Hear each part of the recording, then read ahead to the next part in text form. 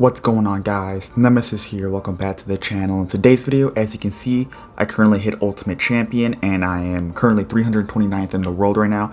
And I used a couple decks. I used P.E.K.K.A. British Spam and I used Royal Giant, and I'm going to showcase you guys a few replays on those decks. So without further ado, please make sure to like and subscribe. Let's get straight into it. Okay, so we've got our first game here against Remy, and he's going to be playing this graveyard deck with Monk and Phoenix in it. And pretty cool thing to take note is that I actually throughout this Ultimate Champion to get here, it takes 87 steps, and when you hit Ultimate Champion, it gives you a win rating. So with that being said, I only lost like 7 or 8 times total to get to Ultimate Champion, which is actually really cool to think about. So I was literally just popping off with P.E.K.K.A. and Royal Giant. And like I said, I'm just going to showcase you guys a few replays of each deck. So, because from Challenger 1 to Royal Champion, I mainly used P.E.K.K.A. Like, I did use Expo a little bit and a little bit of RG, but for the most part, I used P.E.K.K.A. But from Royal Champion to Ultimate Champion, I used Royal Giant. So, and the reason why I even switched in the first place was because I was getting pretty bad matchups with P.E.K.K.A. So I was like, okay, I'm just going to switch to Royal Giant, just completely melt these people. But, yeah, as you can see, we got a graveyard deck, and big tip I can give you guys, like Splash Shard or just like a graveyard deck, is poison the tombstones, because if you don't poison the tombstones, you're never going to get damage. So I'm just going to take a really nice zap right there, and I'm going to get a really nice connection on top of the tower. So that is actually really good for me. And like I said, if I didn't poison the tombstone right there, none of this would have happened. I would not have like pretty much taken this entire tower right there. So yeah, poisoning the tombstone is really good. I go for Royal Ghost because he had a really awkward cycle, and look what it's going to do. It's going to bait out the tombstone yet again. So he has no tombstone in hand, and like I said, tombstone is your worst enemy in this matchup. So taking care of the tombstones, trying to get a good poison on offense by hitting a tombstone with like maybe like an Ice Wizard or a Baby Dragon. This guy has a Phoenix in the deck, so I mean, I try to hit that as well. I go for a Phoenix in the back, so he's going to go for a Phoenix plus a Graveyard. I'm going to go for a Poison right there. He played that really well because I was planning to make a really big push with this, Phoenix, but I think he realized that, so he went aggressive, so I had to play defensive. So really well played right there on his end.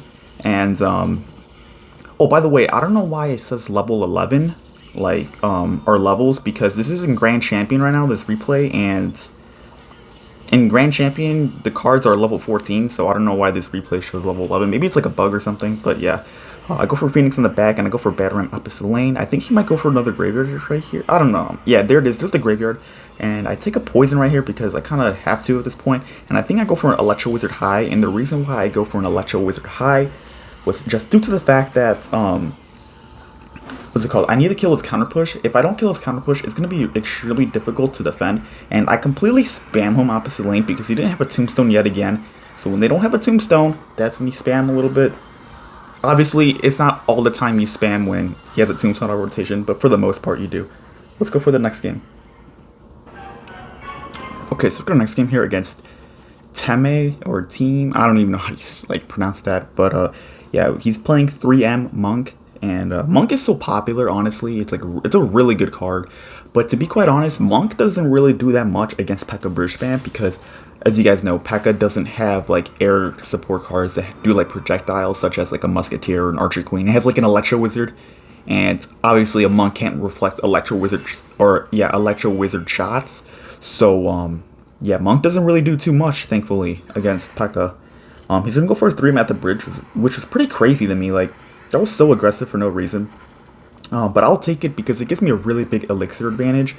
Obviously, playing a poison on the 3M just gets you like, what, like 5 elixir extra or something like that. So yeah, it's really, really nice. Let's see, I go for Bandit in the back, and let's see what he does here. Okay, this play was pretty interesting because I wanted to spam him, but I felt like he might have had like a surprise factor card waiting, because if he had like a Minion Horde and I spammed him like aggressively, I would just kind of outright lose because Minion Horde would just get so much value at that point.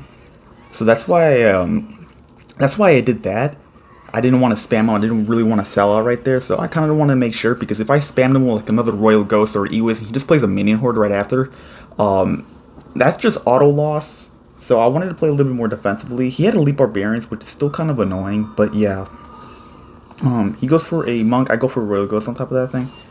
So yeah, at this point, we're kind of just chilling here. I gotta find my opening. I can't really push too much until his like elite barbarians are out of cycle, because elite barbarians is his bridge spam killer. So I need to wait for that to be out of cycle, and we're gonna be chilling if it is out of cycle. I take a poison because he still needs to respond to this bandit, and I think I take a zap on here as well. Yeah, there it is. I take a zap just to kind of fix my cycle a little bit, and when I go 3M, I tend to P.E.K.K.A the lane of the 2 musketeers, and then after that, when the musketeers get kind of close to the river, I tend to play a like a phoenix or a ghost on top of it, just so it can DPS it down really quickly. And I tend to just ignore the right hand side, because if I play stuff for the right hand side, I don't have enough elixir enough elixir to defend the left hand side, and I'm gonna completely spam him here because he just used elite barbarians. So when elite barbarians are auto rotation, you can spam them because it won't kill your push essentially. And that's basically going to be game right there. Phoenix is just going to go to town right there on top of the right hand side, and really well played right there. Like I said, spam him when his elite barbarians are auto rotation, and you should be pretty much good to go. If you do push into elite barbarians, make sure you have to have a P.E.K.K.A on top of it, because without the P.E.K.K.A, the E-barbs will shred your regular bridge spam cards. So yeah, let's go ahead and jump to a couple RG games. Okay, so I think for this one, by the way, this is my final game for Ultimate Champion, was against Apple, but I think I'm going to go for this one first. I'm going to go for Adam, and like I said, this one's going to be Royal Giant, and to be quite honest with you, when I switched to RG, I was just getting so much amazing matchups. Like, I was getting wall breakers constantly for some reason, so when I go against wall breakers, it's literally like auto win, because RG has a really good matchup against wall breakers. All you literally need to do when against a wall breaker deck is just RG the back a lot when they have a bad cycle. Kind of like P.E.K.K.A. So like when they have a bad cycle, just P.E.K.K.A the back. But that's kind of same for RG. You RG the back when they have a bad cycle, and then you have lightning, so you can just lightning the bomb tower, or lightning like the magic archer, whatever he has, and you just get so much value. And you also have a queen. Queen is so strong. I think I might pop ability here. Yeah, I popped ability really good, just to force something out, you know, it's always really good. And I think I might RG the back here because he used the Valkyrie. So yeah, that's what I'm saying, RG the back a lot. And I go for a log because obviously I don't want to take that wall breaker damage. And the reason why you always want to RG the back is because you're trying to out-cycle their defense. And against any cycle deck, that's what you do. So against like a 2.6 deck, against, what's that other deck? Like log baits, you always RG the back to kind of out-cycle their stuff. I go for like a fisherman to try to pull this magic archer right there, which is really nice for me. He goes for a really nice log. I'm pretty sure I popped the ability right here. Yeah, I popped the ability. Obviously, always good to pop the ability. Pretty much there's never a time where you never want to. Like, it's always good. It's always a good thing, you know. And okay, that miner was extremely aggressive, right? I recognize that, so I played RG at 6 elixir, knowing that he's gonna have an extremely hard time to defend. And this is exactly what I'm talking to you guys about. I played a second RG, so I kind of just out-cycled everything, and now I'm getting a big reward for it. I'm just destroying his tower. So yeah, that's why I did that play. He played really aggressive with that miner for no reason. It wasn't getting any value. I feel like there's no reason just to cycle a miner unless you're going to cycle like wall breakers or like spear goblins with it. So yeah, that electro spear was definitely pretty interesting, because I know that interaction, like if you play a well-timed queen, there's no use for the E-spear right there, so the queen would just take it down alongside with the tower. And then I think he goes for a magic archer right here. So I go for a fisherman, and I go for a phoenix on top because I thought he was gonna play a tornado. And then this is the crazy part. So he goes for a bomb tower right here, I'm pretty sure. Yeah, so there's the bomb tower.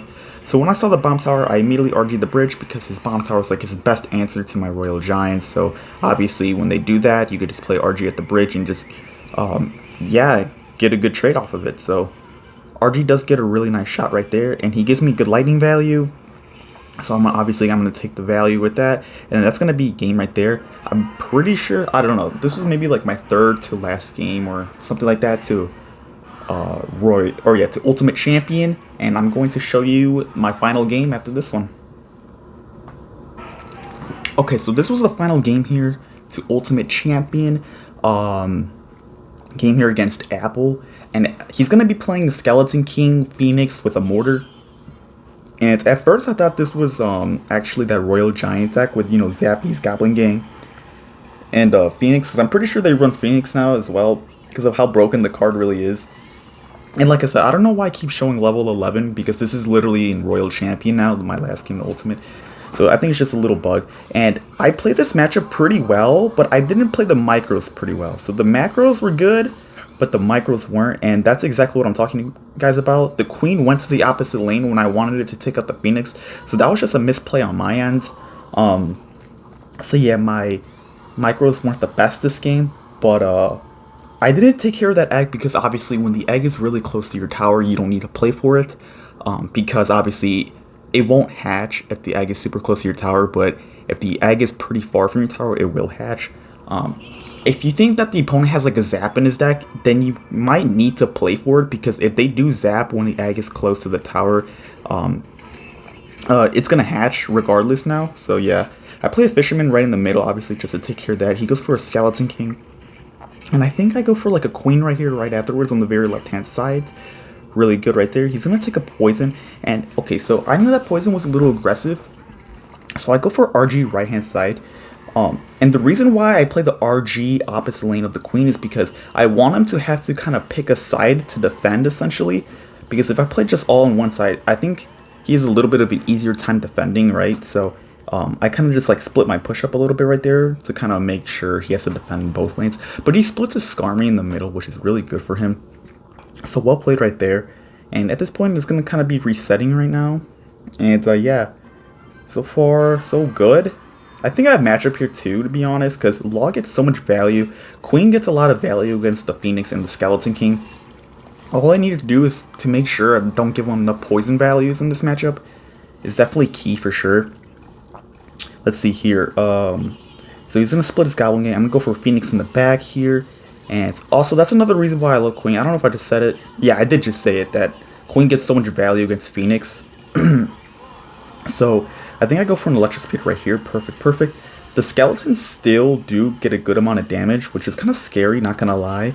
And the Phoenix does hatch for him again, so I was kind of annoyed by that, but it is what it is. I think I go for an RG because I have a really big counter push now. And I go for a log on top of this mortar plus the Dark Goblin. And yeah, so far so good. We're gonna be chilling here, and yeah. So let's see here. Okay, so I think both eggs will hatch right now, and I think I go for a Royal Ghost right there, and I go for an RG just to keep up some pressure now, because he has a pretty solid damage lead, and I was getting a little like annoyed because he has a big damage lead, so I was like, oh, okay, I got to really start getting my damage. I got to be pretty aggressive now. I go for a Queen High, try to prevent poison value from playing him low, obviously. So yeah, if I'm gonna play my queens, I'm gonna play them really high at the bridge. I'm gonna go for a Royal Ghost, and kind of like I said, just keep a good amount of pressure right here. I think I go for a, I go for another Royal Giant here. I pop the ability. He tries to protect, he tries to protect the Dark Goblin with the Miner, but it doesn't really matter. And check this out, look, look, look. Prediction log for the Skeleton Army, and he knows it. That's basically gonna be game right there. Really, really well played. He's a little salty about that, but it doesn't matter, you know, GG's, bro. And yeah, that's going to be my last game to reaching Ultimate Champion. So yeah, thank you guys so much for watching, and I'll do more videos in the future.